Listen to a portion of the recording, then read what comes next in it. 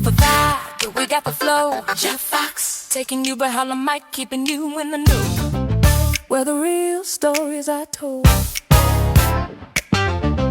where the truth and the soul unfold. Now you know, it's the Jeff Foxx Show. Behind the Mic podcast.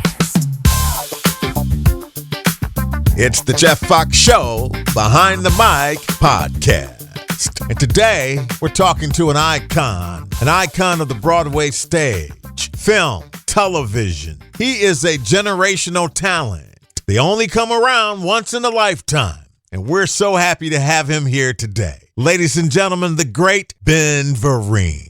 Take the short ride for the folks. How did it start for Ben Vereen? When did you know you wanted to be in the theater and just move forward that way? You know, for me, I didn't come up with the idea of theater from the hood. Because I'm from the hood, as they say, whatever that means. I'm from Brooklyn. Brooklyn stand up. Yep, Bedford-Stuyvesant. There you go. It never dawned on me that there was a thing called the theater until my junior high school teacher, Mr. Hill, put on a production of The King and I. I didn't know what The King and I was. I go down to Brooklyn Academy, and I'm in costume now. It's all black cast, black orchestra. 50 pieces. Mr. Bartholomew was conducting it. And I'm watching for the first time a Broadway production. I didn't know it was Broadway. I just saw the production. And next thing I know, my principal in the high school saying the high school I should go to is performing arts. So I go to performing arts, not knowing anything about theater. And I'm seeing all these wonderful theatrical kids and these wonderful people who are conducting the audition. There are people like Martha Graham, Jerome Robbins, George Balanchine. I didn't know who they were. Just a bunch of white people to me. And I'm on stage, I'm doing my thing, and I'm invited into the school by Dr. Rachel Yoakum. And that's when theater, because these kids talk theater. My neighborhood, we talk church. It's so amazing how everything starts from the church. And so now I'm talking about theater. And I'd never seen a Broadway production until I was in it. It was Sweet Charity. Wow. Directed by Bob Fosse. That was my first Broadway show. And Bob said to me, rehearsal, he said, have you seen the show? I said, I've never seen a Broadway show. He said, here's 2 tickets. I called Gwen Verdon and Thelma Oliver, my first 2 stars. Wow. Yep. Did you know, being from Brooklyn, did you always have an aptitude for dance and movement? Was that always easy for you? Yeah, and the block, that's what we did. We boogie-woogie, listen to cats like, the Platters and all those early singers, and we'd make up songs on the street corners, doo-woppers. And so that was our thing. And singing in church, the sensational twilights of Brooklyn, Reverend Banks. Yes.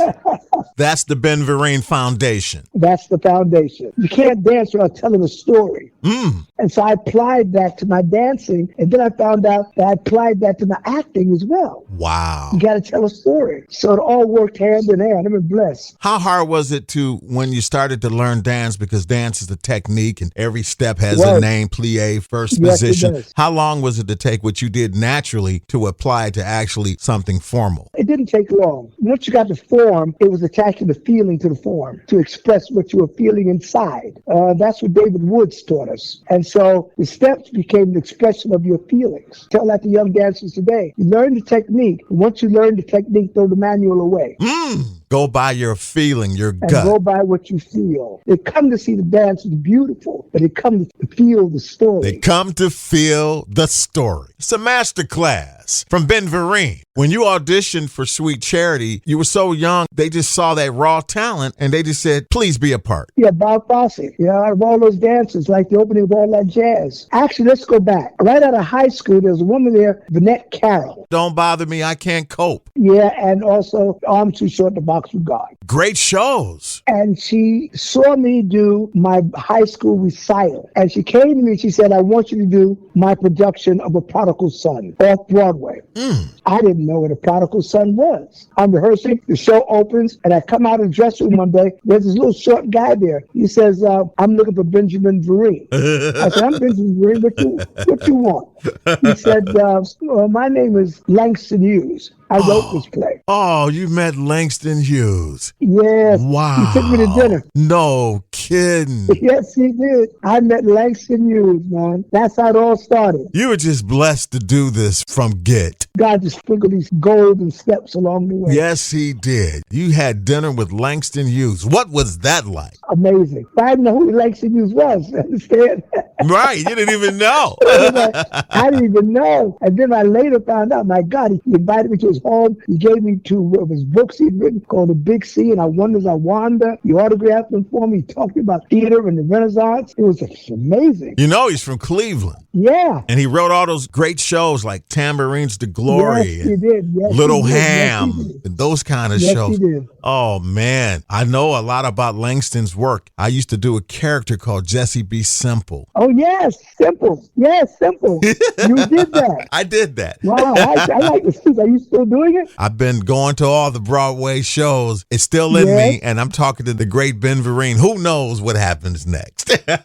You should do that because that's a classic. The true Jesse B. Simple was an actor by the name of Nolan Bell. Yes, I've heard that name. Yes. Wow. Could you imagine having dinner with Langston Hughes? We're talking to the King of Broadway, Ben Vereen. Ben Vereen has done it all. Jesus Christ Superstar. That's the role. Yes. Yes, I did. Wasn't that something? Working with Tom O'Horgan was something. Tom O'Horgan was a visionary, and he did things to the theater that really turned everybody's head. Matter of fact, Bob Foxx would say, how did he do that? He took a show, Jesus Christ Superstar, you made it epic. You walk into the theater. The first time this happened in the theater, he took the stage and made it perpendicular. So you walk in, you see the stage facing you. And he sort of had a dome like a spaceship.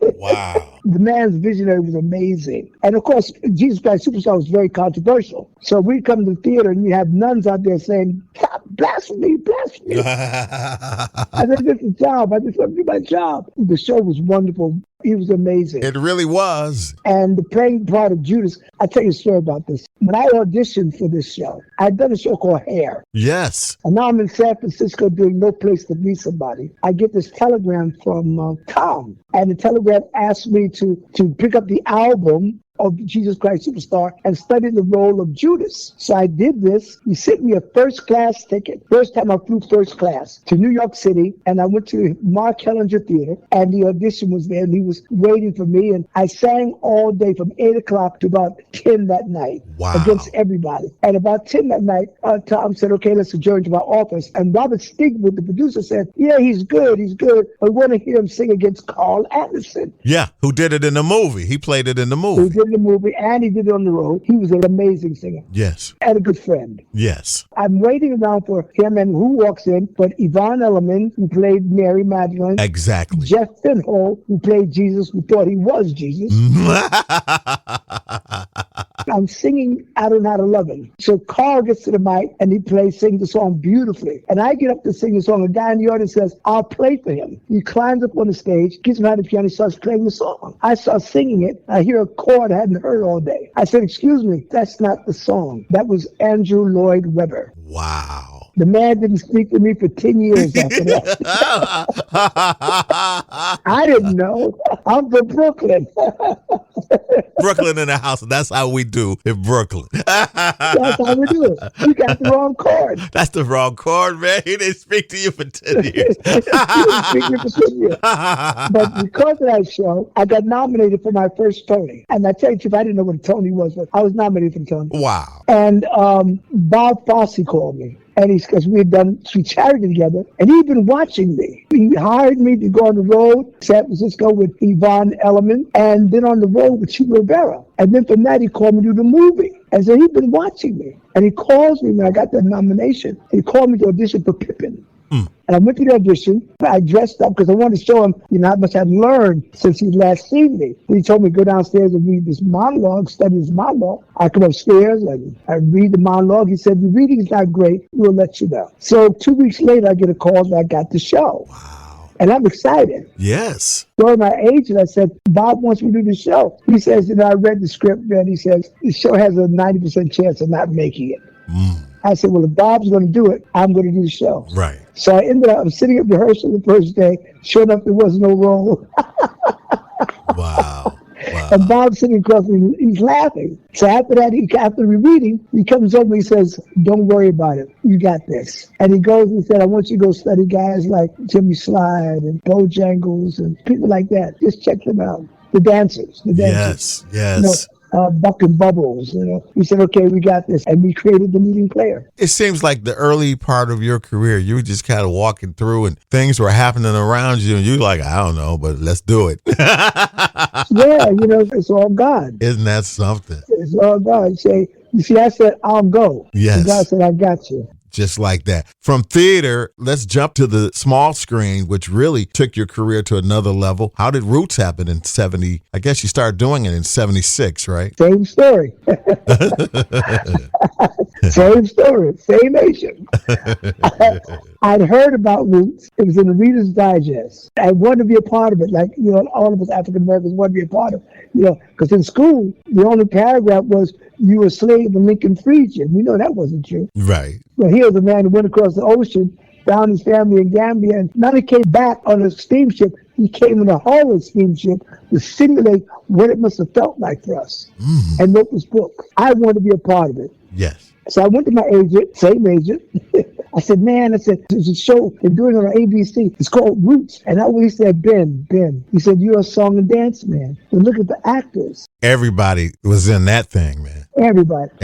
He said, look, I got a show for you. Booked you a show in Chicago with a group called Sister Sledge. They're just kids. They're starting out in the first song, We Are Family. So I said, okay, they're my opening act, right? But they were incredible. I'm in Savannah, Georgia. I did a character called Burt Williams, who's talking about the oppression we had to go through. I had to wear blackface because at one time, we were not allowed on the American stage unless we wore blackface because we were tarred and feathered. I saw it on PBS. You made me cry when I saw that. Thank you. It's a true story. And after the show was over, it came knocking on the door. A guy named Stan Margulies, he says, I'm the executive producer of a show called Roots. And we'd like you to be our Chicken George. Isn't that and that's something? how I started. I guess you say, what's the Chicken George? Yeah, what's the Chicken George? Exactly.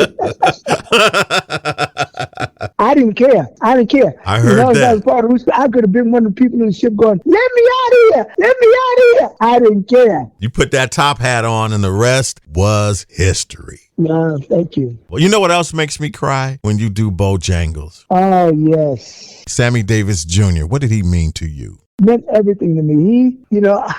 Sammy, I used to watch him on TV. And then I had the opportunity of working with him. And when we first met, was in Sweet Charity. And he saw me and he asked me to do Golden Boy, go to London. And watching him every night was amazing. And he was very generous. Yes. I came back to America. I went to Los Angeles and I was living there with my wife at the time, Nancy. I was out of work. And I heard he was at Paramount doing a show called Mod Squad. So I decided to go by and just, hang out in the group and just see if I could, see him. So I'm standing in the crowd, watching him shoot this scene. He sees me and he says, Ben, what you doing? So I lie. What'd you say? I said, I got, a few agents are looking at some work for me and right. They got this show coming up. No, he said, you're unemployed, right? I said, yeah, I'm unemployed. I got this, I got that, I got this. Yeah. You can't fool Sammy. Sammy old school. No. He know the game. He said you're unemployed, right? I said, yeah, I'm unemployed. He said, listen, I'm doing a show called The Rise and Fall of Billy Baker. There's a role for him in it. There was no role. What he did was he hired me. It's sort of like an extra on the set to make some money. And they didn't pay me. He paid me out of his own pocket. That's wonderful. Matter of fact, the producers didn't want me on the set. Matter of fact, they'd have me in scenes like in a car as a driver or behind the curtain. They didn't want you on the set?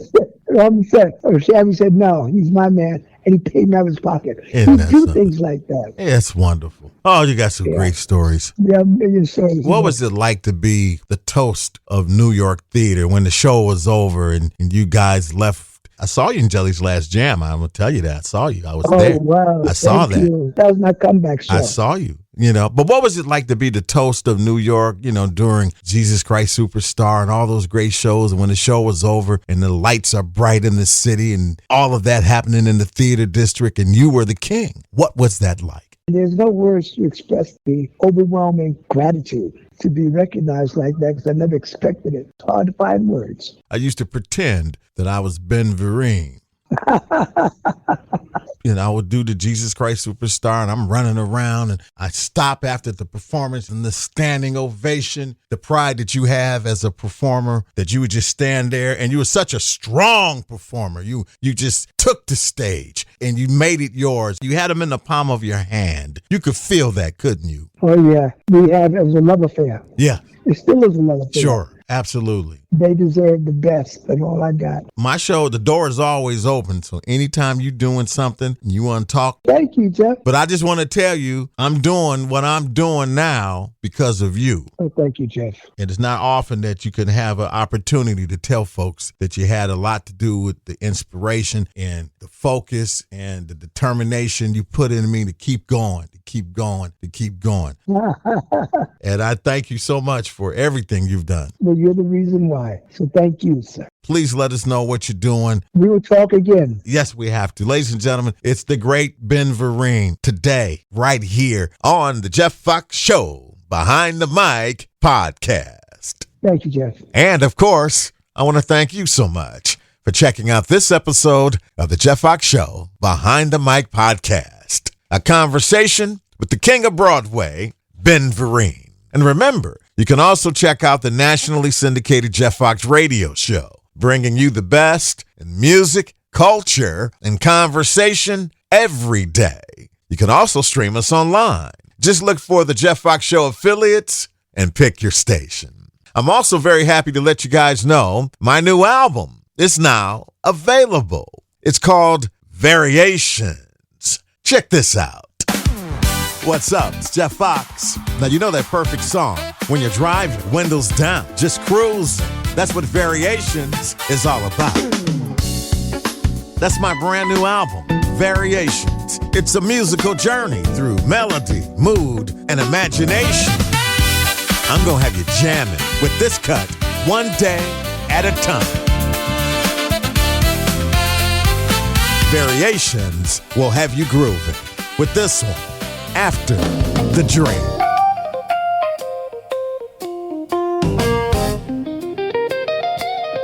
My brand new album, Variations, is available now. It's perfect for driving, relaxing, late night chill. Download your copy now. Go to bandcamp.com or hit me on my Facebook page, Jeff Foxx Show, for more information and get Variations. We got the vibe, we got the flow. Jeff Foxx, taking you behind the mic, keeping you in the know. Where the real stories are told. Where the truth and the soul unfold. Now you know it's the Jeff